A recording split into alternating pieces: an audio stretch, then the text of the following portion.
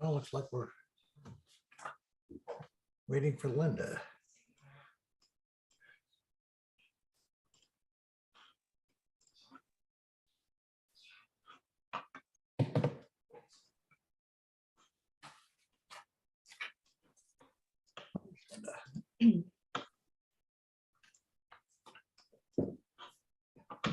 Well, it's 6 o'clock and it looks like everybody's here. So I'm going to call the July Manzanita City Council meeting to order. And first of all, we'll have audience participation. This is a chance for public comment up to 3 minutes in length. It's not a time for debate, nor is it a time for members of the public to ask questions or receive answers from the council or city staff. But is anybody want to have a comment tonight? I don't have any hands raised. Okay. Give it a quick second here. Here we have Kayleen. Okay.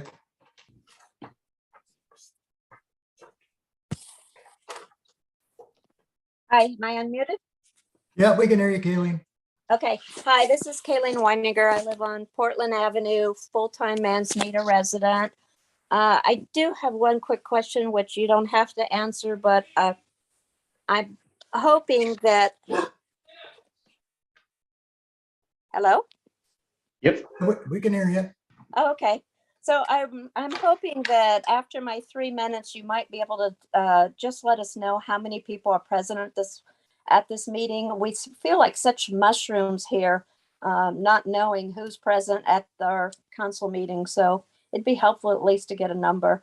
But then I want to go ahead with my comment. I just have an idea and I haven't rehearsed this. The idea just came to me today. For the past week, my dog has been so nervous and trembling from all the firework noises. And I started thinking about next July 4th. And this is directed to not really the council, but to anybody who might be listening, who's a resident, second homeowner, SDR owner, anyone who cares about Manzanita. I'm wondering if we could possibly do some fundraising and schedule an event such as a drone and laser light show. This would be so much safer than all the fireworks that are polluting the beach and the ocean and causing problems for people and animals. Allow us to get a good night's sleep the week before July 4th. And I'm going to do my own research about which other cities in the US are already doing this. And maybe I can post it at a website or something. But I was just wanting people to think about this. I know that there's already a group of volunteers planning a parade for next July 4th. So maybe while we're planning the parade, we could also bounce around some ideas and come up with something like a light show, something without all the boom, without all the noise, and without all the pollution. I'm not sure. I'm sure it would be costly. And I'm not asking the city to pay for it, but perhaps private groups and individuals could do some fundraising. And I don't know, there might even be a way to use some of the tourist money for such an event. It's just something to think about. Thank you. Thanks, Kayleen. Well, I can tell you right now, we've got 29 participants on this system, but we also have been for quite some time streaming the event live through the city's website, and we get quite a few people on there too, and I don't know what that number is. 28. Oh, it's 28? Josh, yeah. So I think okay, so we got total of 30, almost 50. So we got almost 50 total. And as far as the fireworks go, boy, if you've been here for a while, you know what a long battle that's been. The fireworks that go off are illegal fireworks fired by individuals. And I'm sure Chief Harth, when he gets up here on the agenda here shortly, will have a comment on it. And we'll talk about what we've tried to do to improve that situation. It was a lot worse the last week than it's been the last few years. I don't know why, but that's an ongoing challenge. But anyway, thanks for bringing that up, Kaylee. Mayor, can I just make a quick comment too Sure. for Kaylee? It's interesting that you bring this up. I've had some preliminary discussions with folks basically on the same line that you're headed. So I appreciate you having the comments. A couple of things to add. One of the things we've been talking about is the use of silent fireworks. There actually is such a thing that don't create noise, combined with a music accompaniment. If we were to do that on the beach, which I don't think too many people would be displeased to have. The drones, we've talked about the drones. The issue with the drones is our prevailing winds often may exceed their limitations, but it's something to explore. And I think the bottom line is you're absolutely correct. It's not going to be cheap. So planning must begin now. And I'm glad to see that you're thinking about this and maybe going to instigate some further effort in that regard, because I think it would be a very fine thing to see it return in a safe, sane, and maybe silent manner. Okay, guys, well, let's move along to the consent agenda. We have 2 minutes to approve from last month, the work session, the regular session, and approval of bills for payment, which I assume you've all seen. Any questions? Move to accept. Mr. Mayor, there is a hand raised. Oh, Thanks, Steve. That's Sandy Wood. Are we taking comments still? Oh, okay. I didn't realize we had any more. I'm sorry. Go ahead. Oh, thank you. And I want to thank Kayleen for the idea. My dog is one of the many that is terrified out of his mind for a week. And everybody I run into, why are we having fireworks? Why aren't they on the beach? There were fewer pieces of trash on the beach on the 5th than there was last year. So I appreciate that. Instead of picking up 17 bags of trash, I only picked up 1. So it was better. But everybody left all their litter on the street. So all the little kid fireworks are just as bad as the big booms because of the dogs nearby. I know I was walking with a friend early thinking that we could avoid all the noise and get them in and safe. And firework went off, firecracker type, and all 4 of us jumped, the 2 dogs and the 2 people. And it's not pleasant. So some other kind of event would be great. And it was especially irritating, or not irritating, but after coming into the news of the killing in Chicago area, that we had fireworks going off. And they could as easily have been a gun being crazy. So it's something to definitely try to get rid of the noise. Thank you. Yeah, thanks, Sandy. Well, we'll be addressing the 4th of July here in our first item on the agenda. So anybody else, Nina? No, looks like that's it. Okay. Were you going to make a motion to approve the consent agenda, Hans? yes, I was, and now I am. Can I have a second? Second. All in favor of approving the consent agenda, say aye. Aye. Opposed, say nay. Okay. Well, let's move on to our new business. And the first one up is Chief Harth, and we can talk about the 4th of July and how much fun it was trying to control the fireworks. So, Chief, Just as fun as it is every year. So the one thing I can say is, the 4 of us were all working on the 4th of July, and we spent most of our time making sure that we didn't find any going off illegal fireworks on inside the city limits, which I never saw one illegal firework go off inside the city limits. They were all down on the beach. And there was in my opinion, more this year than there was last year from what I saw down on the beach. Eventually, two of the officers went down to the beach and were able to ticket a few of the bigger groups down there. But in the 45 minutes, two guys were down there. They were only able to catch two different groups. They have people run down to the water line, set up a bunch of fireworks. One guy does, lights them, and then sprints back up into town and goes into a house.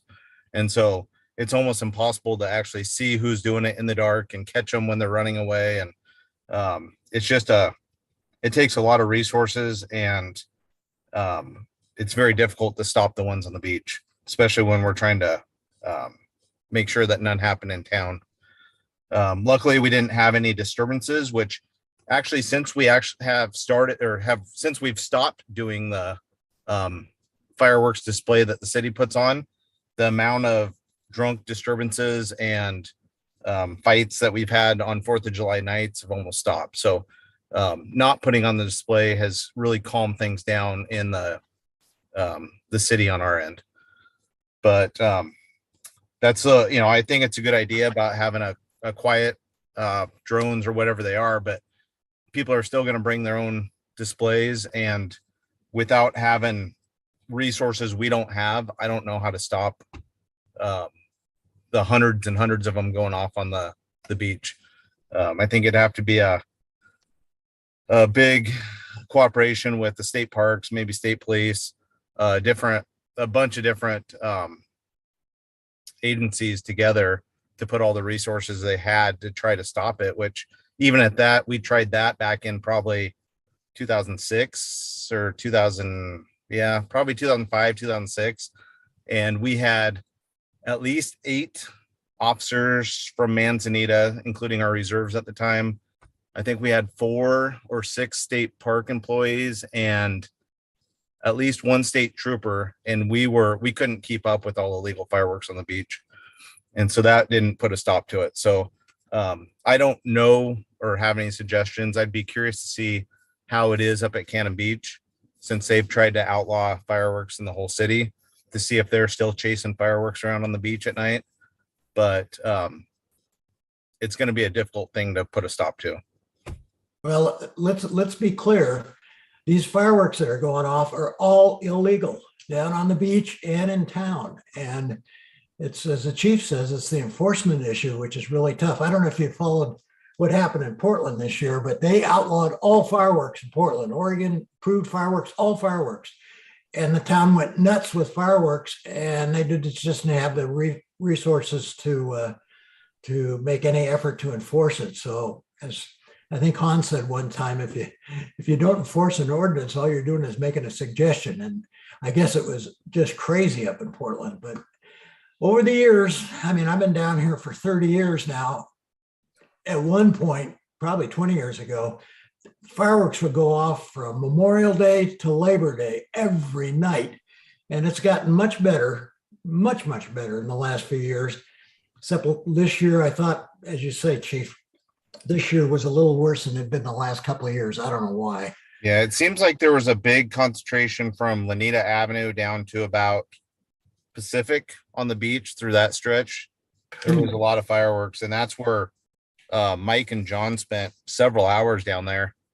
And I know they at least ticketed 2 big groups, but and then they dealt with 2 other big groups of like 20 to 30 kids that were down there drinking, and they took off running from them. So that's the other thing, is once you do catch a group, that takes up another 10 or 15 minutes of the officer's time that fireworks are being set off elsewhere while they're dealing with that one group. So just takes a lot of time and resources, but we were all out there doing the best we could.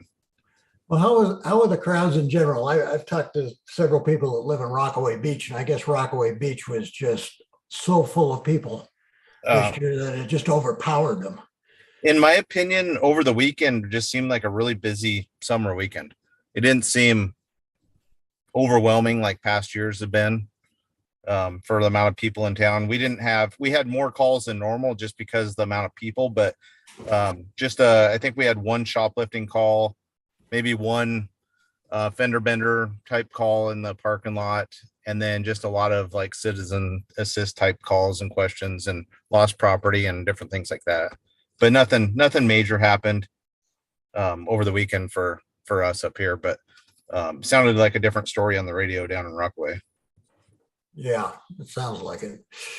So, Any Eric, I have a questions for the chief? question. Go ahead, Linda. Yeah, I have a quick question. I was under the impression that we didn't have the ability to do anything on the beach since it's a property of the state park. Is that different, or is it just you're exercising your authority? Well, we have the contract with the state parks, and Okay. but yeah, we do have the authority to still site on the beach. The priority in years past has been just trying to keep the illegal ones out of town, away from houses, and kind of the safety factor of getting them, that's our priority first. Okay. But usually as the night goes on and we see groups that are setting off a lot of fireworks or appears to be a dangerous thing down on the beach, we'll try to go catch those and put a stop to those ones. Okay, great. And the second thing I want to make a comment, I really appreciated Kayleen's comment, but I want to be really clear. The city itself has never been part of sponsoring the fireworks. The fireworks sponsored before were sponsored by the business community. Dave Dillon did a lot of work around that, but the city itself has not sponsored fireworks. So the independent nature of deciding to do something and doing the fundraising is really important. And if we want to have something like that, I think it's dependent upon the citizens to make that effort. And certainly it's appreciated if we can make it a quiet, less invasive display. Yes, we would love it if we could put a stop to the fireworks too. Yeah. And make our night a lot calmer. Yes. I've got a question for Go ahead, Eric. Hans. Yeah. Eric, how much is the citation? $500 is what we were writing citations for. Okay, well, that's gotta hurt. That's pretty good. But when you're looking at groups that are setting off $3,000-$4,000 in fireworks, we've actually had people.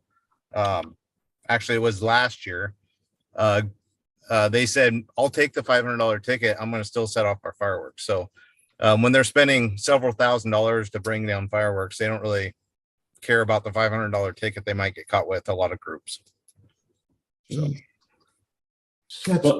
How many years? May I ask a question about the? Sure, go ahead. I'm Yeah. surprised that 500 doesn't have a better effect, but I'm wondering how well publicized that fine is. I mean, I don't know how folks know coming into town for the weekend that they could be subject to a $500 fine. Do we?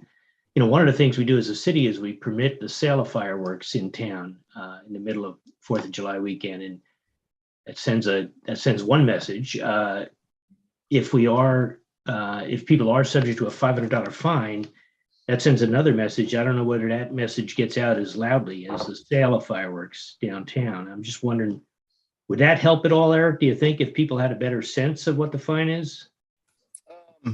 Years past, we've advertised that and posted things that said that, and it didn't seem to make a difference. It depends on how much, I guess, we get that message out there. I think in the past we might have had it on that reader board sign last year. I can't recall, but I think there was something about fireworks on the sign last year. But it's something that we can look at doing next year, is possibly advertising more about what the penalty is if you do get caught.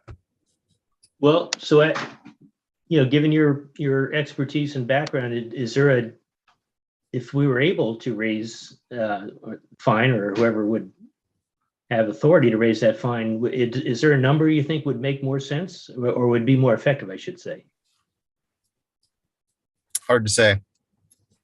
$500 would sure make me think twice about things. Yeah, That doesn't. But there was some well-known people that everybody in here would know said last year, "I'll take the fine." So it just depends on the person. Okay. So Eric, did you at one time put the fireworks in water? I know you can't confiscate and store them, for obvious reasons. But wasn't there a period of time where you actually put them in water so prevent them from being useful? We've tried different things. We used to confiscate them, and then it came up to the storage that we didn't have a spot to keep them and store Right. them, and not able to get somebody to come pick it up from us. And then one year we did try. It was the few that we did confiscate, we actually soaked in water is what we did. But this year we did not confiscate any of them. Okay. Okay. How many years has it been since we've had a professional fireworks display? And Linda's right, it was never put on by the city, it was put on by other organizations, but 5 or 6 maybe now? I think it's And- 4. Yeah, I'd say 4 years. And speak, Eric, to the difference in the number of cars in town after dark that drive in here and park on all our access roads to watch this professional display that don't live here.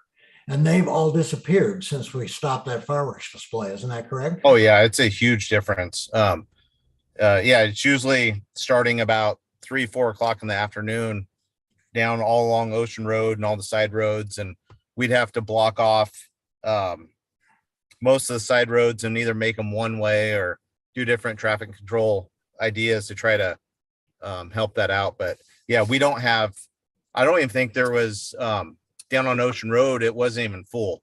There was parking spots all over along Ocean Road, pretty much all day and evening on the 4th of July.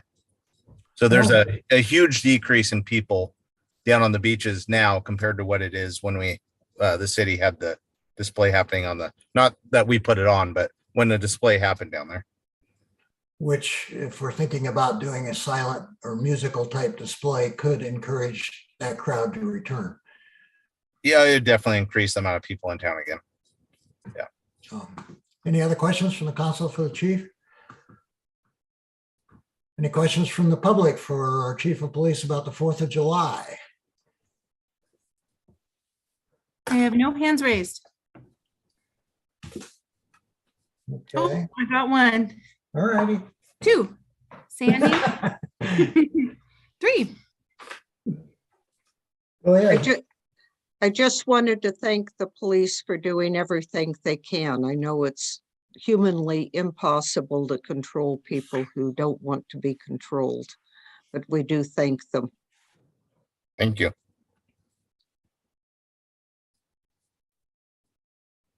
You have a couple more, Nina? We do. Next is Brian. Hi, can you hear me? Yes, Brian.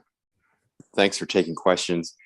I'm curious about, is there a disconnect between selling fireworks on Lanita and then saying you can't light them off on the beach? Is that a mixed message that makes the policing this difficult?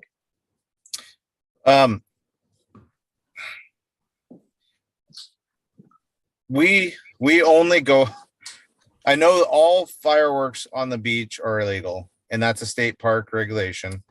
And we don't have the resources to deal with the all the fireworks, and so we're just looking for the dangerous ones on the beach. I'm I just don't know wondering that why do we sell them? Well, let me jump in here on that. You The can- fireworks stand has been in place here in Manzanita for, well, they've been doing it for at least the 30 years that I've lived here. They sell legal Oregon fireworks, which are you know, sparklers and stuff like that. The ones, and it's always been done. The proceeds have always gone to charity, various charities, NCRD, Fine Art Clinic. I know this year it was for the senior class at the high school. So Right. you have to have a discussion of all that precedent of 30 years of raising money for charity. You cut that off. And we can have it. We've kind of had that discussion before, but that's the discussion that has to happen. But the problem fireworks we're having are the people that are bringing in these huge illegal mortars and putting them off at night. But does it send a mixed message? I don't know. But it's been going on for, as I say, for 3 decades for charity. And that would have to be a decision the council will have to make. We get an event permit from them each year, and we'd have to make a decision to not allow it anymore. So, Well, I appreciate what you said because I hadn't considered what they're actually selling. And if they're not selling problematic fireworks, then it's probably not an issue. yeah, but you're right. It could be a mixed message. We've had this discussion before. Trust me. Yeah. Yeah. Yeah. But it's something. All right. to consider. Thanks. Thank you. You bet. Okay, next we have Linda. Thank you. Good evening. I want to also extend my heartfelt thanks to the police department for all they do. But I'm curious, when there's such blatant disregard for fines, if there's an opportunity for some sort of progressive, here's your $500 citation, you set off another one, here's the $1,000 citation, and then I don't know. I mean, what options do we have?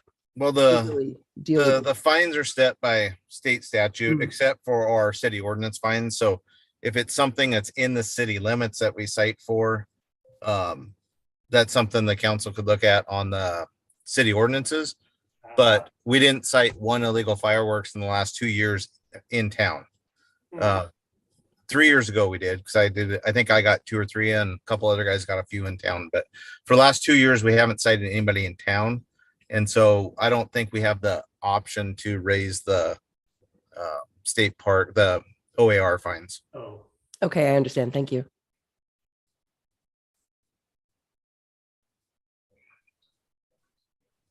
Do we have any other hands raised on this topic tonight, Nina? We do. Next we have Gerald. Well, let me remind everybody, and I know Gerald knows this, but please state your name and where you're from when you ask your question. Yeah, this is Gerald Weiniger, and I live on Portland Avenue in Manzanita full time. Yeah, hi, Gerald. And we had the opportunity last night because we were coming back from Portland, and it was July 4th night. I'm sorry. And it was very late in the evening, getting dark. We drove through Cannon Beach, put all the windows down, and listened carefully. And let me tell you, it was quiet. It was very, very quiet. And we went through the city very slowly and came back to Manzanita, and it was very noisy. So that is a fact. Thank you. And I'm going to reach out to the chief of Cannon Beach, just find out kind of what they're doing for enforcement and how many resources they have to keep that to that level. I know that they went to a zero tolerance last year. I forget how much enforcement they put in place. I think they used the fire department officers and they were writing fines for sparklers. And and I talked to the mayor up there, he's a good friend of mine, Sam Seidel, and he said it was so, I don't know what word I'm thinking for, but their municipal judge quit over the fact that they were writing fines for children with sparklers. They thought they'd gone too far. And, but anyway, that'd be a good conversation probably to have, chief, with them. Mm-hmm. So anyway, any other questions from anybody on this? That's it. Okay. And so thanks, chief, for coming in and giving us the update. Yes. Have a good night. Let's go on to item B, which is we're going to have a report from the Halem Bay Park expansion update. Leila, do you want to introduce that? Sure. Thank you, Mayor.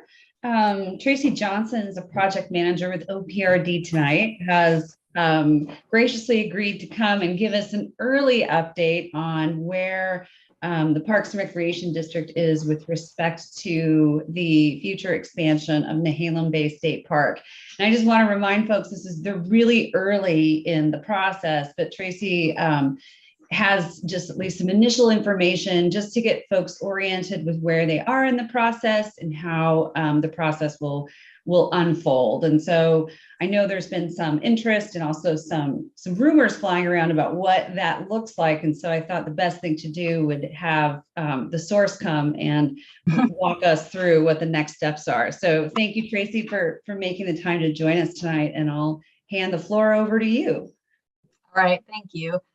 So as she said, my name is Tracy Johnson. I'm a landscape architect and project manager with Oregon State Parks. And I am the project manager for the Nehalem Bay project. So some of you may be aware, but in 2021, the legislature awarded $50 million in GO bonds to state parks for improvements to a variety of our parks throughout the state. And so there were a number of projects that were high priorities, but we hadn't previously had all of the funding necessary to execute them. And Nehalem Bay was one of the projects that was elevated to the list as far as a park that gets a lot of use, is well loved and a little well worn and needs some TLC. And so we are at the very preliminary stages of the process right now. We have a list of proposed projects. It's pretty long, and we know that especially with inflation and things like that, we may not be able to afford everything that's on our list. That doesn't mean we will never do it, but it may mean that it doesn't happen in the immediate time frame. So the GO bond, we have 4 years to spend the money. We've got, at this time, we've allocated 5 to 8 million for improvements at Nehalem Bay State Park. It is possible that we will get some additional supplemental funding, but that's the pot of money that we're working with right now. And that's intended to cover everything from initial studies such as cultural surveys and wetland delineation to the design phase, the permitting, and the construction. So it's a decent amount of money, but we have a lot of things we need to spend it on. One of the rumors that, well, somebody reached out to us and asked us about the potential to double the capacity at the state park, and that is not on the table. I'll just say that right now. The improvements that we're proposing are somewhere in we don't know exactly, like I said, because we have so many things on our wish list, but we're proposing to add a cabin loop, renovate utilities in all of the existing loops, relocate and expand the hiker biker camping a little bit, and possibly add some walk-in tent sites. So those are not a lot of sites right now out there. We have about 315 sites, and we're proposing to add somewhere between 15 and 40 additional sites out there. So it's 5 to 15% increase, pretty minor. In addition, we'd like to repave the entry drive to the day use. We have additional utility improvements that are proposed for the day use restroom. We would like to renovate the boat ramp, but that project it'll require heavy permitting, and it will require quite a bit of funding, and is likely to not happen through the GO bond, but we will be working on it in the background, and we will hope to execute that in a few years. What else do we have on the list? All of these things are things that were included in our master plan, which was adopted in 2009. And we do have a website up that shows the list of GO bond projects. And as the projects get underway, we will be updating it so that people can check in and see how things are going. We've been in early communication with Tillamook County about the permitting for the projects.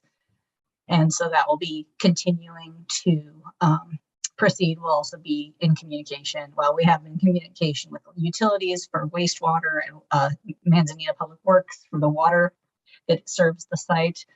A lot of it will be, we're trying to balance needed renovations and a little bit of camping expansion, and also adding some additional facilities like having cabins, which we don't have out there currently, adding a couple of additional restrooms to help distribute the usage within the site, things like that. So as I said, we do have the GO bond website. It will be updated as we get underway. And in the near term, starting later this summer, we'll be proceeding with cultural and archaeology surveys and wetland delineation so that we have an idea. We know we have a lot of resources in both of those categories on this site. And so the first step is trying to identify the areas that we want to avoid so that we don't inadvertently impact something that we don't need to.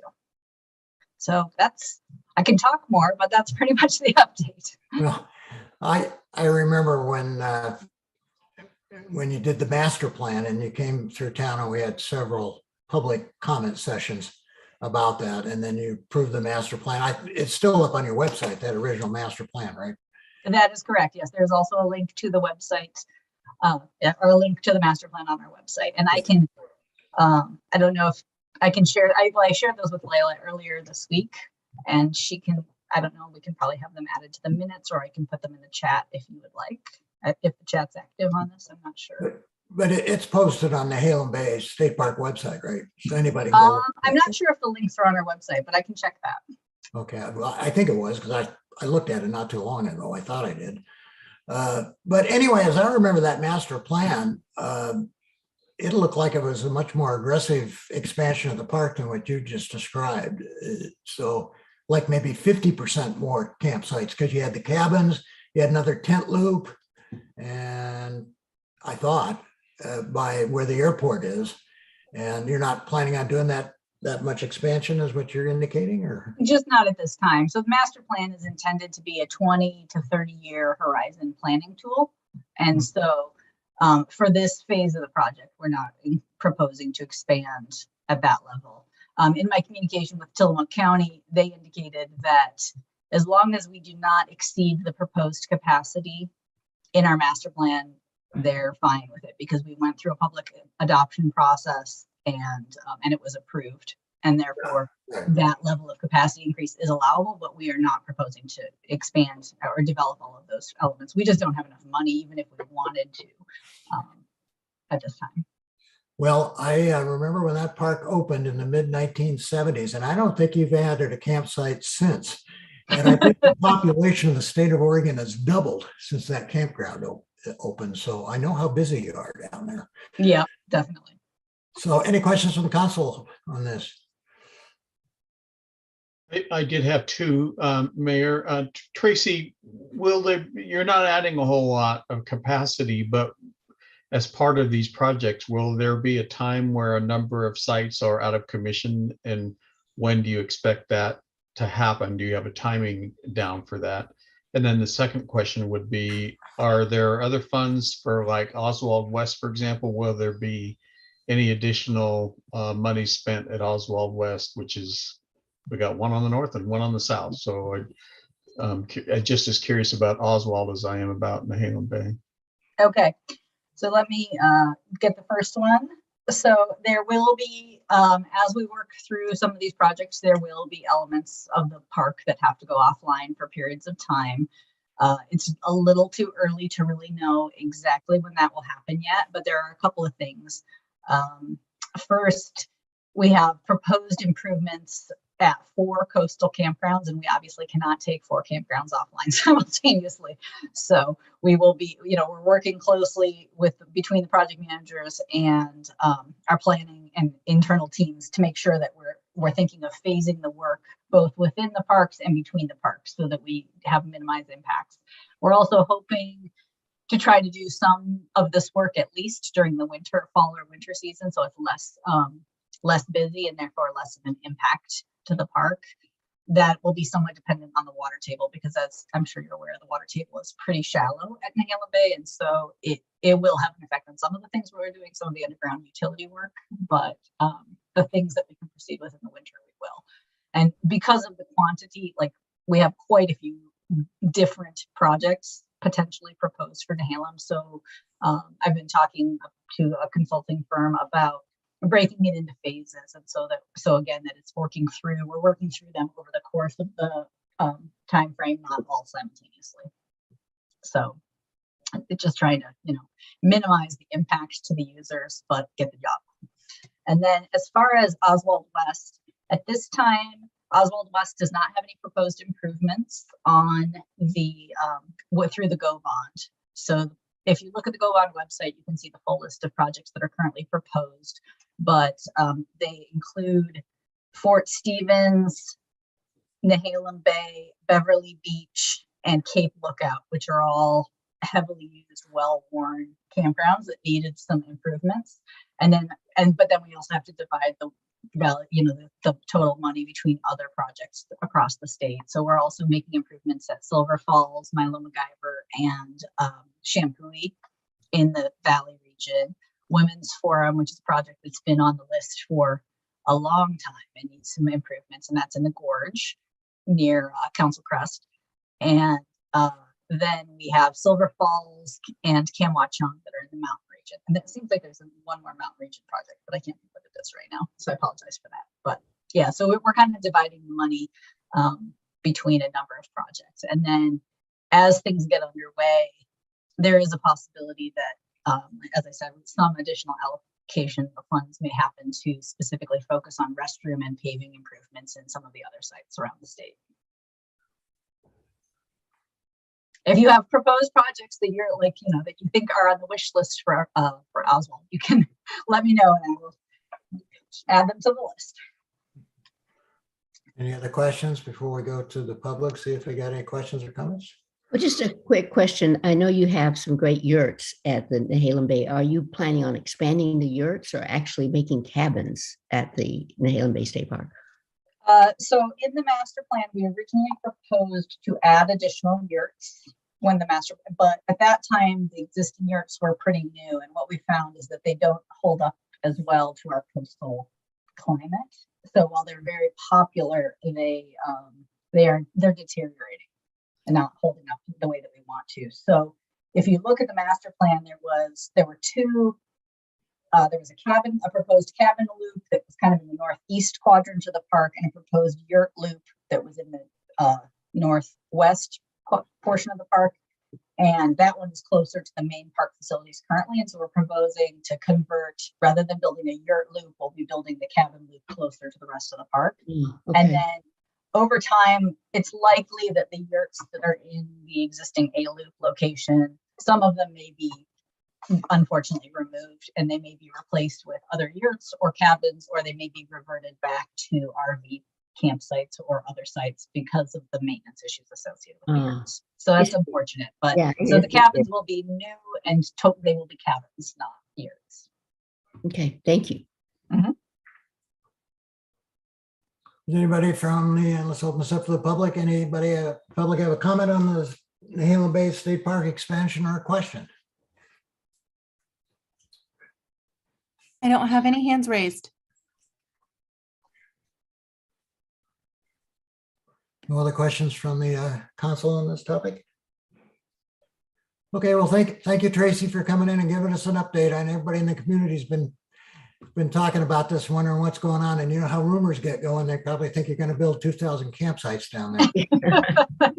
I understand. Well, and we will keep you, we will revisit this conversation and give you updates as we proceed. It'll probably be a few 3 to 6 months before I have a lot more to report, but I'll be in touch. Okay, thank you. Thank you. Thank you. Have a good evening. Too. Our next item on the agenda is committee selection process, and Layla, I'll give you the floor on that. Great. Let me share my screen. Okay, everybody see that? Yep. Great. Okay, so what I've done today is put together a proposal. So this is for discussion, and my hope is to get your feedback tonight. And then with that feedback, come back to you with a proposal to amend our council rules of procedure. So the committee selection process proposal. Let me just figure out how to switch there you go. Okay. So I thought I would just kind of go back through what the current process is and what it's currently based on. So if you start with the city charter, section 20, under the roles and responsibilities of the mayor shall appoint a committee provided for under the rules of the council. So that's the only reference to committee appointments in our charter. So we jump then to the City of Manzanita rules of procedure for council meetings. And so this is where the more detailed information exists with respect to how appointments are made. So Chapter 8, Section 2, appointments of members to boards, commissions, and/or committees. So A, unless otherwise mandated by state law, the mayor shall appoint the members of any board, commission, or committee authorized by the council. B, unless prohibited by the council, the mayor shall have authority to appoint subcommittees of committees authorized by the council. And C, the mayor has all appointed persons may be removed by the mayor. So the history behind mayoral appointments comes really directly from our procedures and from past practice. Now, over the last year, since I've been here, we have shifted that a bit. And I think the direction from council is that we want to make that a permanent shift. And so what I've put together today is sort of based on what I've experienced here in the last year and some previous experience in other positions where I had responsibilities to manage committees. So the proposal I have is, from the technical standpoint, is that we amend the rules of procedure and not the charter.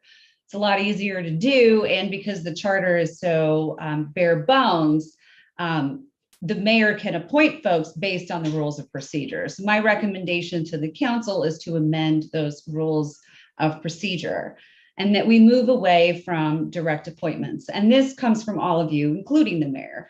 So I think we have consensus that this is the direction that we want to go.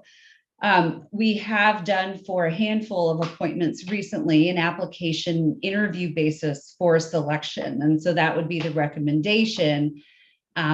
And specifically that applications are unique to the committee in which we're trying to get applicants for. So we want to focus on the skills and the qualifications needed for the committee. So for example, someone serving on the budget committee, we may want a different skill set perhaps than someone serving on the planning commission or on, say, a comprehensive plan advisory committee.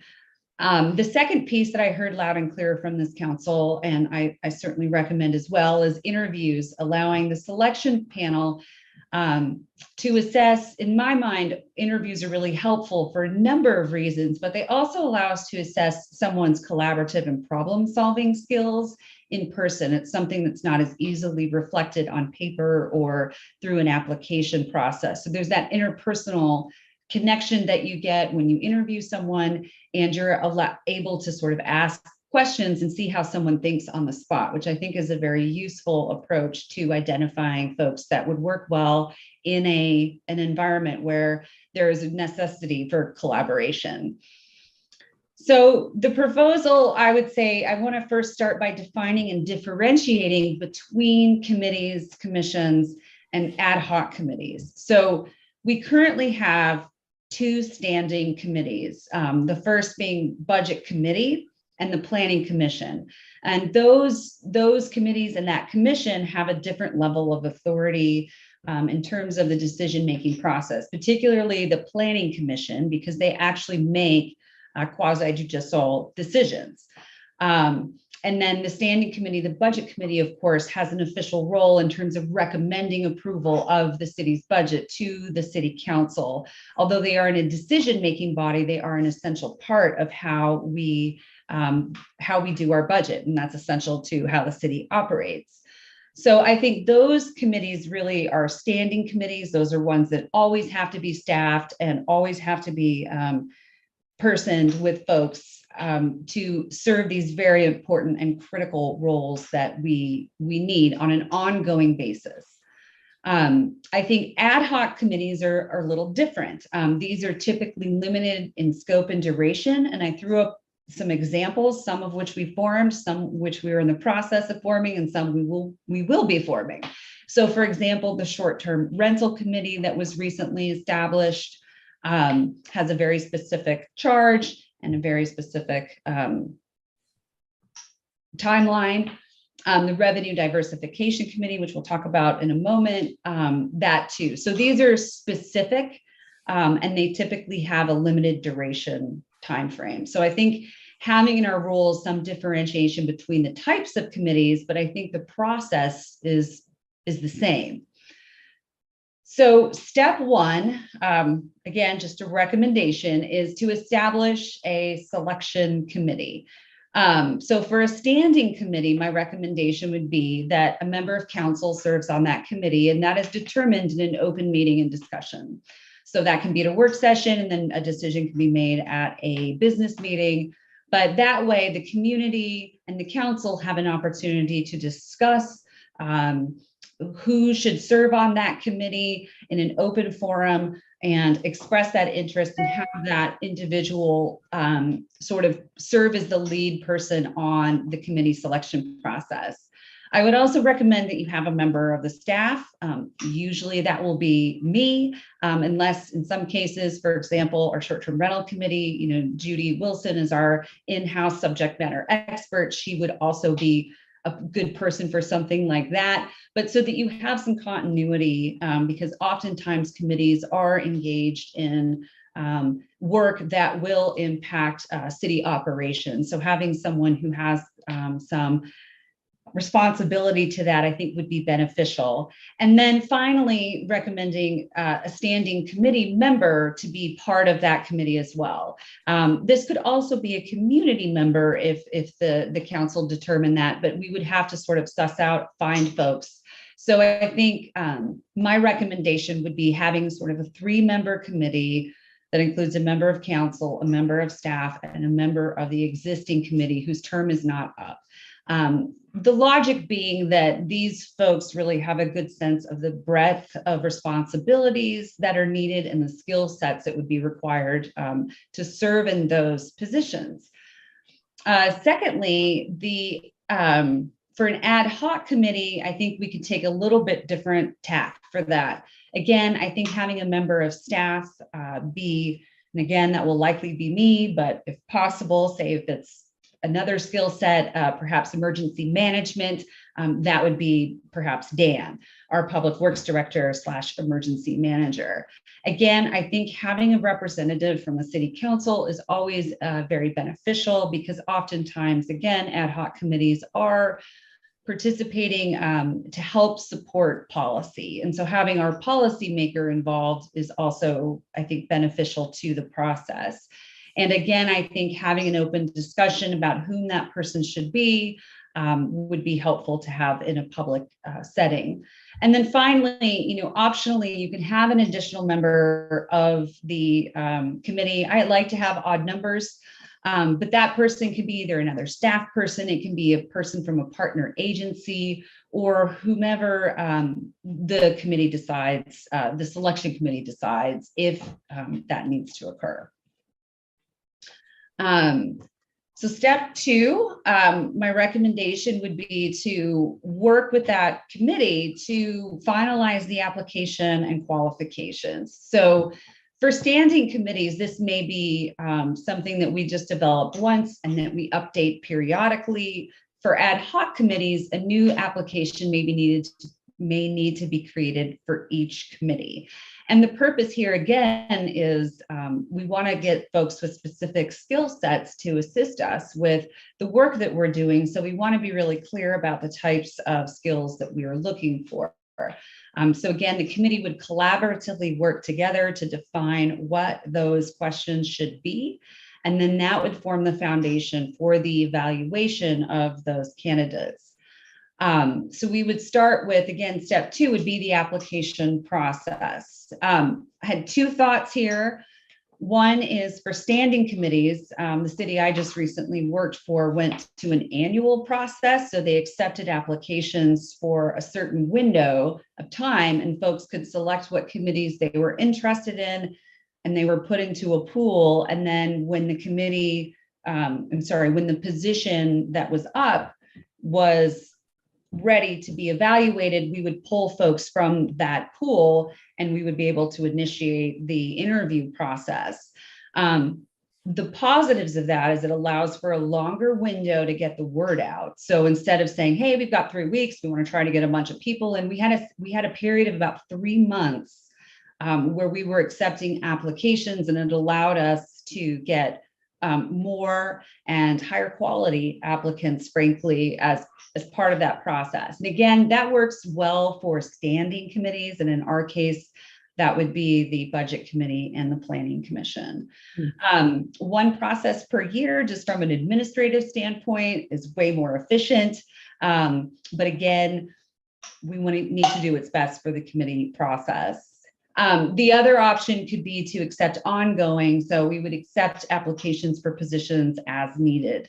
This is likely going to have to be the case for any ad hoc committees. So the more committees that we get, I would push us more towards an annual process.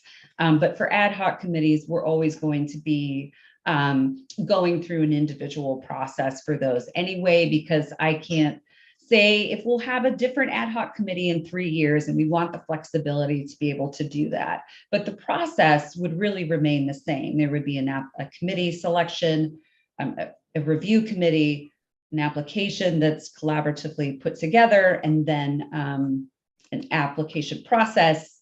Sorry, my screen just disappeared. Okay, well, it seems to be working on the screen, so we'll just stick with it.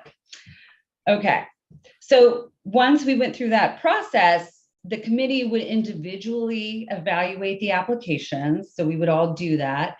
And then the review committee would meet and discuss the applicants and come up with a short list of applicants for interviews. Once the committee selects that short list of applicants, we would collaboratively work together to develop interview questions. And then the review committee would conduct interviews and based on those questions. And then we would evaluate the candidate's performance based on that. We would deliberate, so step 5, and we could use, I've used a forced ranking method. So that's where you say, okay, this person's number 1 in the first interview, and then that person becomes 2 in the second interview, and so forth. Or some other method that we can evaluate and rank candidates. And then the review committee would really need to reach consensus. So on a candidate or candidates, depending on how many are being selected at that time, and then would recommend that appointment to the city council. Step 6 would be probably I would draft a resolution that recommends those appointments or appointment to the candidate or slate of candidates to the city council for a full vote. So it would not just be the mayor making the appointment, but the whole city council would be involved in that. And they would be able to ask questions in a public forum. And if approved, then those candidates would be added to the committees officially. If not approved, then the council can direct staff to restart the application process. That's never happened in my experience, but I always like to have an outlet just in case. So that is the proposed process that I came up with, and would love to hear your thoughts on that. And if there's any questions that you might have, I'd be happy to answer those. Well, I like your annual selection process, because my experience of doing this over the years, it seems like every 2 or 3 months you got to go find one person for this committee or that committee, and it's an ongoing process. You're just doing it over and over and over again. Might be simpler to do it annually. So any comments from the council? My only comment, I think the process looks great. My only question is, and Layla, you just referred at the end to the likelihood that you'll, well, the fact that you've never seen in your experience, council reject a slate of candidates, and that could well be the case, and hopefully that's a reflection of the good work that the selection committee did. But instead of putting the council elected by the people to represent their views, instead of putting the council in a position where they're just sort of doing a pro forma, embracing of the selection committee's process, would there be any benefit to at least having some process by which the council can evaluate the proposed slate? I mean, if it's just up or down, you're right, it's almost always going to be up. It just seems like a strange delegation of authority away from council. And 99% of the time, you're right, it's not going to be a problem. But I can just envision that one time when a counselor or a couple of counselors look hard at your nominees and have to make a very difficult and awkward decision without any criteria. So I'm just wondering if we should give any thought to that at all, or we should just hope for the best, because you're probably right. The best will almost always win out. But yeah, I'm open to hearing ideas. I think that's a valid point. And if other counselors have any thoughts about how we might do that, would that, Counselor Spegman, would that sort of necessitate a review of all applicants by the full council, or how would that look? I'm open to Yeah, well, I guess what I don't want to put us in a position where it's just a ceremony. You know, the resolution comes to council and everybody's expected to vote yes, and it always happens that way because it's expected to be that way. It just feels like there should be, if we're going to be involved at all, maybe the answer is we don't need to be involved. Maybe the recommendation goes to the mayor, who then says, I use my authority under the charter to appoint this slate of candidates. But if you're going to ask the whole council to say yay or nay, and they're almost always going to say yay, it kind of puts them in a weird position of being afraid to say nay, or not having any criteria to say nay on. I guess I'm anticipating the worst case scenario, and we don't expect that, and hopefully we don't experience it. But if it arrives, the council is left with just sort of a culture of always saying yes. What do you do if you have to say no? I guess you say no, but it would be nice for all concerned if there was some criteria that you said no on, and not just, I don't like that person. So, we don't have to fine tune the very last step of the process tonight, but I just think that's one area that I would be curious about, checking in with some other jurisdictions if anyone's got any language that gives a counselor a framework to base their vote on. Well, Jerry, I had some of the same concerns. Especially if you kind of bring one candidate in to the council and council votes, it's going to be very awkward. Yeah. Unless you have specific criteria, and even then it's going to be awkward. My sense is my recommendation would be that the council reviews the criteria for each of the positions, that they delegate the authority to the selection committee, and the mayor makes the final decision. I think if you bring it to council, I don't see that as functional. So there may be other ways to do it, but I think if we approve the criteria initially, and then delegate the authority to the search committee, which a council person will be on and a city manager will be on, it may be better than just to follow the tradition of having the mayor look at it and make the final decision. But I see where you're going. Mm-hmm.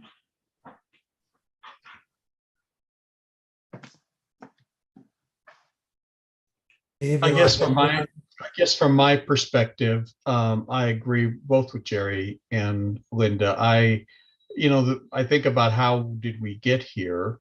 One of the reasons we got here is because we really didn't have any formal process, but we were evolving from a time when we were begging people to join committees. And it seems as though those days are behind us, and that we have a lot of interested and active members of the community that want to be participants. So we've made one giant leap in that regard. I do think it helps the mayor, though, to have a list of nominees, if you will, that is reviewed by a group as Layla has described it, and that he's given a name that he can then yay or nay it. But I do tend to agree with bringing it to the council brings its whole set of issues. My big thing, and I look back to the short-term rental work group, is I felt like there needed to be a process, at least interview the folks, at least talk to them and do the kinds of things that Layla described relative to understanding their ability to deal in a team atmosphere, their thought process. I mean, those are the kinds of things you get out of an interview, as Layla correctly identified.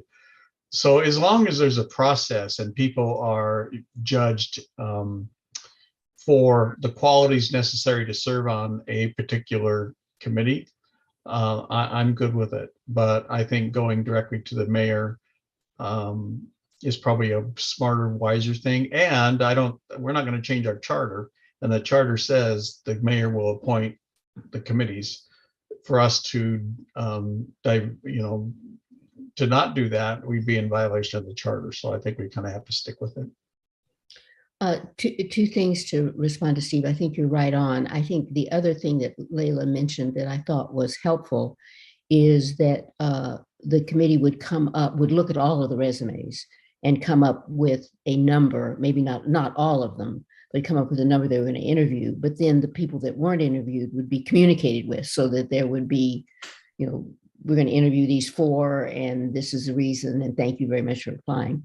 The other thing, I like the annual kind of accumulation. I've talked to people who are quite interested actually in the planning commission, and we're wondering about the process, and some for the budget committee. I think it's incumbent on us and the community to encourage people to be part of that, so that we have a good basis from which to choose. And so that, since it's a change in culture, I think it's going to be really important to talk a lot about that, to, put your name in if you're interested, so that we get the quality of candidates that I know are out there. Which brings up another issue that I thought about as you were, as Layla was talking about that, then that is, if we do an annual approach, do we set it up so that people that are not appointed immediately are in some kind of a queue? Should there be a resignation?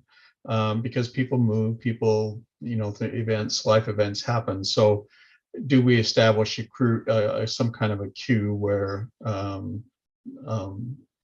number 3 is appointed somewhere halfway through the year? I don't know. It's something to think about. Otherwise, you're not really doing an annual assessment, right? You're going to end up doing it every time somebody is needing to be reappointed. Mm. So Yeah, I like basically, that. Layla, I think we'd like the process. Yeah, no, this With is a few great. minor changes, yeah. Yeah, so if I could just sort of repeat back what I've heard, I agree. I like the idea of having the council sign off on the criteria. So perhaps step 2, you still perhaps determine who on the council will serve on the committee. And then I would work with that counselor to draft some criteria, and then we would come back to city council for discussion and approval of that criteria. And then that committee would then be delegated the authority to make a recommendation to the mayor. Is that what I heard? Or does that sound like it would meet the needs that the 3 of you brought up? I think it's a great suggestion. Yeah, I think that, so you're looking for a way to sort of involve council intricately in the process. I think that adds to that. And I'm just looking to avoid the sort of last step in the process, which didn't really feel like it had that much, as a practical matter, that much teeth to it. I mean, the sort of final sign off. So I like having council, both through one of us representing council on the committee, and the whole council helping on the ad hoc committees, certainly do the criteria committee by committee. They're going to differ. I mean, obviously the short-term rental committee needs a whole different skill set than the revenue diversification committee. So I think having that sort of understanding going in from council in the form of selection criteria is very helpful. That's great. I think that's great. I can certainly revise the approach to include that. It's pretty clean. It feels very clean. The other thing I thought about is the term selection. Does that cause some confusion, because they're not really selecting the individual, they're making an advisory recommendation, if you will? I was thinking more in terms of a nominating committee, or that way it's not really, because they're not really charged with selecting the person in the sense of they're going to make the final determination. No, that's great. That's Yeah. a good idea. Yeah, I like that too. The other thing I will mention, just as a quick aside, more with a smile on my face than anything for Layla, and that is, I know there's people that have been selected to be on the short-term rental committee that are probably confused right now, because we've been talking about that as a standing committee, that it has terms for appointments, but it had no end date for it to be a committee. So maybe you and I can have an offline discussion, maybe with Jerry, about that. But my perception was, as we went through this process, that it was our third standing committee because of the importance that short-term rentals have on our community. And that was a recommendation of the original work group as well. So Yeah, no, I actually stand corrected on that. You are correct. It is a standing committee, and I apologize for that, but yes. Well, you don't need to apologize. I just know that there'd be all kinds of texts going back and forth right now. Yeah. Save us all that. I stand corrected. Yeah, because we assigned 4-year terms. That's not an ad hoc committee. Yeah. So thank you for that clarification. Okay, so have we given you what you need to whip this into shape and bring it back to us next month? Is that the plan? Yeah, I do. What I will do is put this in a framework that can be put into our council rules and regulations. And I can come back to you with, we could make a motion to adopt that next month. If it's not right still, you can make an edit and we can come back in September to finalize it. So Yeah, we can make an amendment or something at that time. Yeah. An item or two that we don't think fit at that time, so. that would be great. I have a quick question. I believe in the last council meeting, we added 2 additional members to the short-term rental team. Is that right? Mhm. Are we going to use this process to select them? I believe we should, yes. I think that's great. Perfect. Thank you. Yes, that's kind of why we've held off on the budget, the revenue diversification committee too. That was something we were going to start talking about this month, but it makes sense to get the process dialed first. So Oh, perfect. Perfect. Thank you. great. Okay, I think we've got this item covered. Why don't we move on to the next item, the revenue diversification study? And Leela, you're on the spot again. Yay, lucky for me. So I included a proposal in the council packet from Echo Northwest.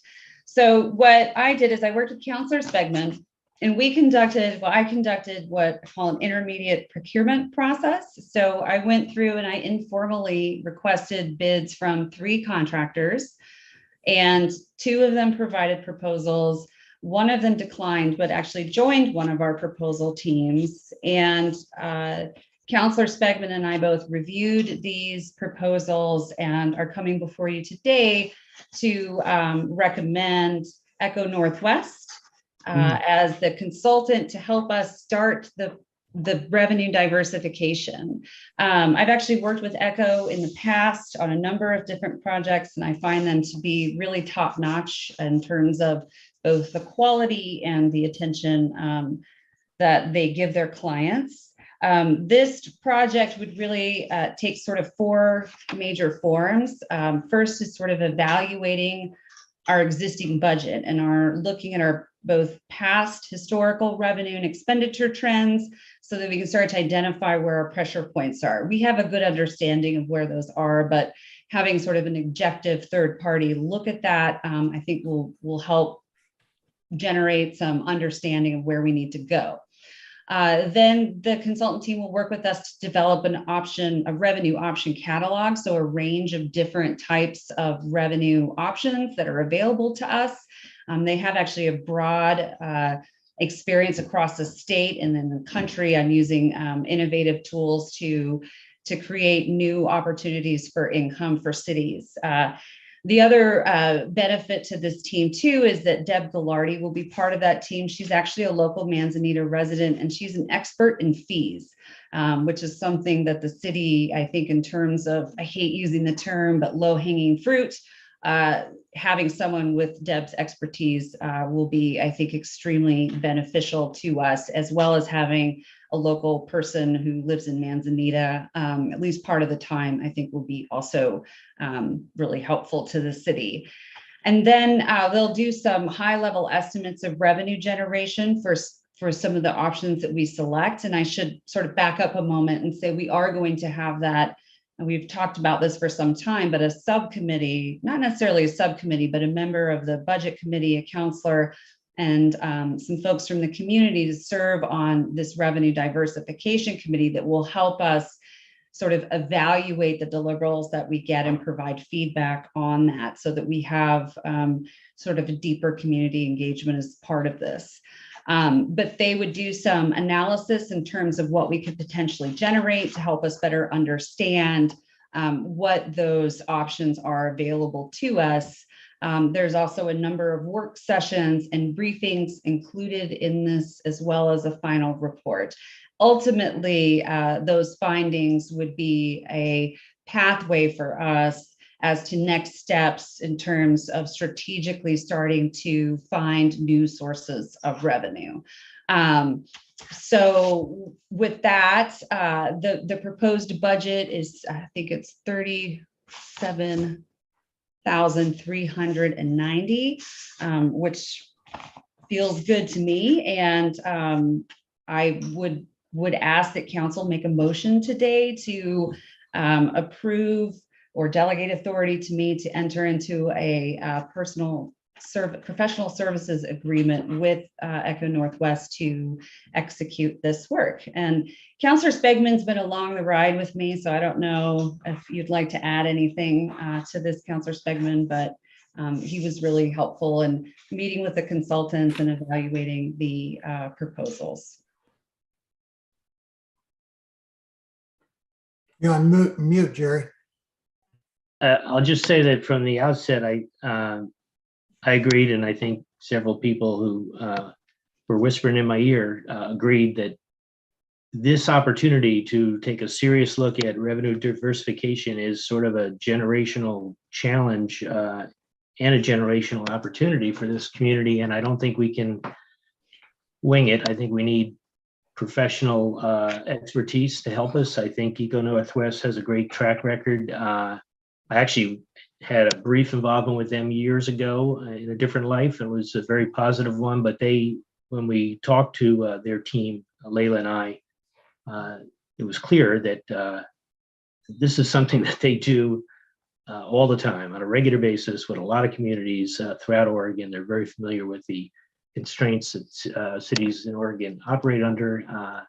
Obviously, Manzanita's fiscal situation is somewhat unique, but as Layla mentioned, one of the team members lives here in Manzanita. I don't think, I think it's great that she's on the team, but the folks back in Portland that we talked to clearly understand coastal communities and the unique challenges of tourist communities in general in terms of their fiscal affairs. So I don't have any hesitation at all. In fact, I'll make the motion if I'm allowed to, that we empower Layla to enter into an agreement with the Eco Northwest. I think it's a you got to spend money sometimes to make money. This is a relatively modest investment in what could turn out to be, hopefully, a very significant opportunity for the city to diversify its revenue for years into the future.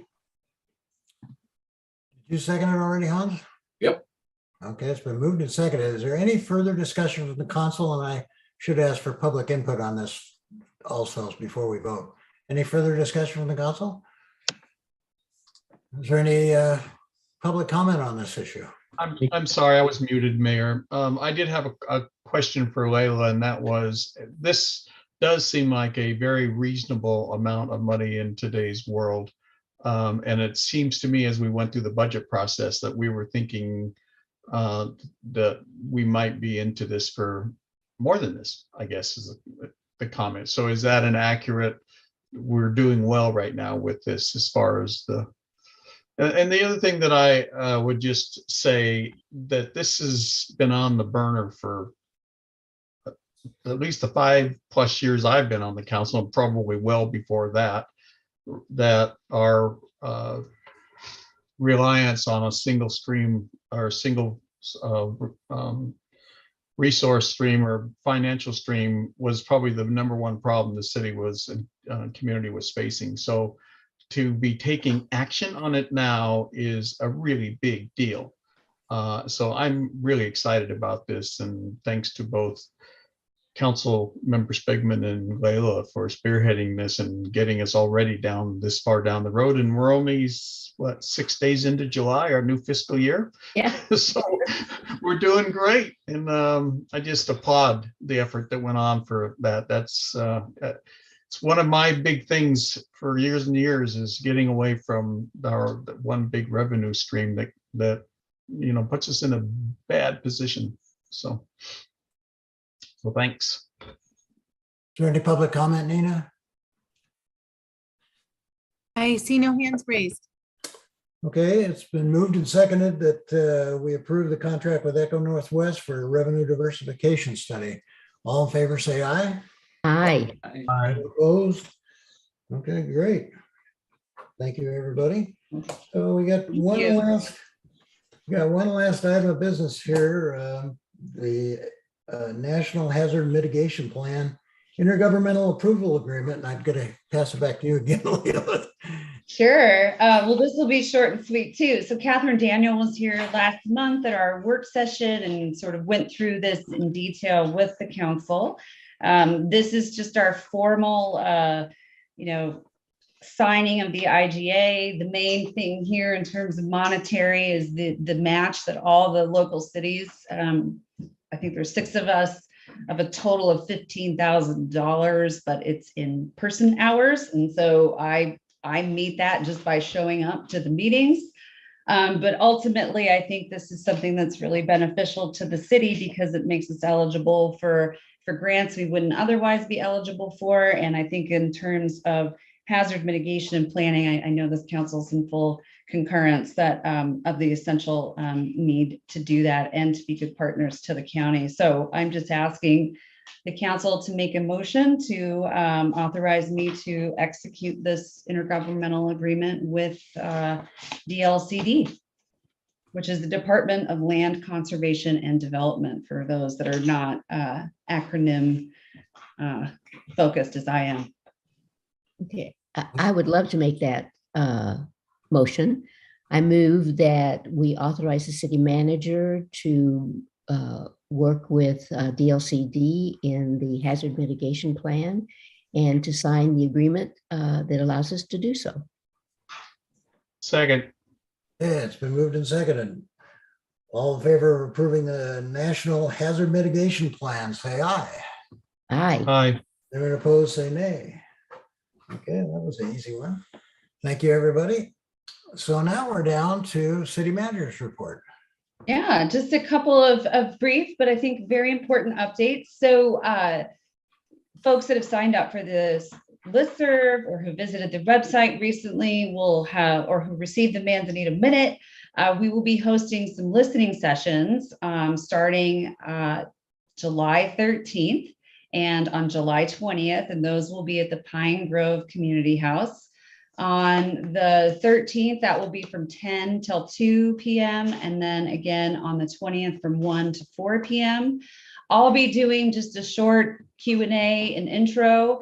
Mostly the point of these meetings is to listen. So it's kind of the first step in setting the stage for our visioning process and for updating our comprehensive plan. And the point is to really hear and document what the main concerns are from our residents. And so I'll be working with, I've hired someone to help me run those meetings. They will be sort of an open house format. So people, if you miss the Q&A, I will be around, but you can come in and provide your comments. We'll have a number of, I just bought a whole bunch of flip charts for folks to add it. We're going totally old school analog, which I think is the best way. We're really trying to get feedback from folks. And so we'll take that information that we get over the next couple of weeks and summarize that into what I hope will start to coalesce into themes for this council to consider as we move forward into the adoption of the comprehensive plan and other issues that the community is concerned about. So I've spent the last year working with folks and listening to people, and this will be, and I've learned so much, and I have a very good sense of kind of where I think the community is at, but this is a real opportunity for the community to just tell us where they're at and for us to be able to take that information down and to check back in with the community and say, did we get this right? As a way for us to start a meaningful approach to addressing some of the real policy issues that we're facing. So I'm really excited to have these conversations, and I look forward to engaging with all of you. I thought it was important to try to do those in person. We will also have a survey up online. It's not going to be an intensive survey. It's mostly just trying to get some just general feedback from folks. And so if you're not able to attend one or the other of these meetings, there will be an opportunity for you to provide that input. And so I'm really hoping to get everyone to come out. We really want to hear what's on your mind. And my goal is that in September to bring that back to the council and share what we've learned and start to craft a path forward in terms of what the comprehensive plan update looks like. My hope is that we will start to understand which chapters of that need to be prioritized and updated. And then I think it will help inform a lot of things. So, and hopefully serve in some ways as a catharsis for a lot of, I think, concerns that folks have had and just maybe haven't felt that they've had an appropriate venue to do that. So looking very much forward to that. Again, that'll be on the 13th from 10 to 2 and the 20th from 1 to 4. And those will be at the Pine Grove Community House. I expect to have the architectural contract executed this week. It's been a bit of a journey. We had our architects actually been out for the past couple of weeks, but we have finally gotten there. So my hope is that next month we will have an update. So we're just we're not taking our time necessarily, but we are doing this right. And so it is taking a little bit more time. And then finally, Planning Commission, July 18th, there will be a meeting on July 18th. And court has been canceled for July. As some of you know, our assistant city recorder has left for good reasons. She's a mom, so we're very happy for her. I'm a little sad, but we did actually get, we had a recruitment process and we got a good number of folks who've applied. So both Nina, our accounting manager, and I will be doing that interview process over the next couple of weeks. And so that should help a lot. So I do ask for the public's patience. If I'm not getting back to emails immediately, we're just having to deal with a little bit of additional workload right now, but we're doing our best. And I have to thank Nina for that too, because she's had to take back on some responsibilities that I shoved off her plate when I gave her more responsibilities in her current job. So she's doing it all now. So with that, I will stop. If you have any questions for me, I'd be glad to answer. Questions for Will? Okay, guys. I don't have any questions, but before you close the meeting, and maybe Layla does want to actually weigh in on this, I think it's an important topic that we should at least briefly mention. And I'm going to do it with two parts here. One of the things that I've experienced in my past with councils is an opportunity for council members, often at the beginning of the meeting, to take 1 or 2 minutes to talk about some of the things that they've done over the past month, like, for example, regional meetings, statewide meetings, other, Linda does a lot of work with the EVC, and all of us have different things that we're involved with, but we really don't have a venue to report out on those things. And I think that the community would benefit from hearing about that. And I'm just throwing that out there, something to think about longer term. It only takes a couple minutes, but it gives a platform for some discussion about things that are often beyond the council normal business. In that vein, I had the chance to sit down with the police chief this past couple weeks, well, last week, I guess it was, before the 4th. And we wanted to talk about the homeless situation, primarily because many of you probably seen some of the information that's been forthcoming from the sheriff's office and some of the laws that have changed statewide in regards to the best ways for the community to approach the homeless situation in their communities. In fact, the League of Oregon Cities just published a document that outlines some of the responsibilities and concerns that a local jurisdiction should have on homelessness. It's just, and Layla and I've had a very brief discussion about it as well, and I know she's very interested in this subject, but it's something that we're going to have to address here soon because there's some specifics within the law now that will require us to take some actions. And so I just bring it up as something that we need to put on the radar. And I know Layla's already thought about that, but if there's any interest in doing something similar to what I described, where we just do a little roundtable at the beginning to talk about the meetings that we've attended or the participation in events that we've been active in, I think the community would benefit from hearing that. So I'm just throwing that out there. Well, if it matters, I like the idea, and other councils I've worked for have had a council, sort of like the city manager update. There's been a counselor update as well. So I'll defer to the council and the mayor on that, but I can see the benefit as well. Well, certainly something we can try and start doing. We haven't done it in the past, but we're all involved in all kinds of extra stuff that dovetails back to the city in many ways. So I don't think there's often there's not, until you're in the midst, you don't have an appreciation for everything that goes on that doesn't necessarily make the newspaper, but it's, participating in different committees and events and activities that all have a bearing on the community. And I think people would like to hear about it. Okay. Yeah, and if I could actually add to that, you got my brain going now, which is dangerous this late at night. But we also had when I was at Milwaukee, we would invite citizens and residents and folks to alert us of events coming up, and we would just show a slide at the beginning or end of the meeting of here are current community events for the month. So that might be something else that we consider down the road if community members want us to help get the word out. That's one way to do it. But I do like the idea of council reports. And if the mayor's comfortable, I could throw it on the next agenda and see how it goes. sure, let's try it. Okay. Okay, if nobody has anything else, before we adjourn, I want to remind the council that we're now going to go into executive session to conduct an annual performance review of our city manager. So I asked the council to log off and then log on to the next virtual meeting instructions that you should have received. So we'll log off of this session and log on to the new one. And with that, we're adjourned. Thank you, everybody. And this will not be a meeting we can report on next meeting because it's an executive. No. I'm not going to be there for 5 minutes, just a heads up. Okay. Okay. Let's wait. give ourselves 5 minutes to go and get a drink of water or something. Whatever you want to do. Yeah.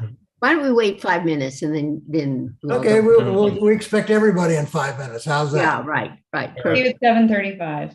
Yeah. Okay. Good night, everyone.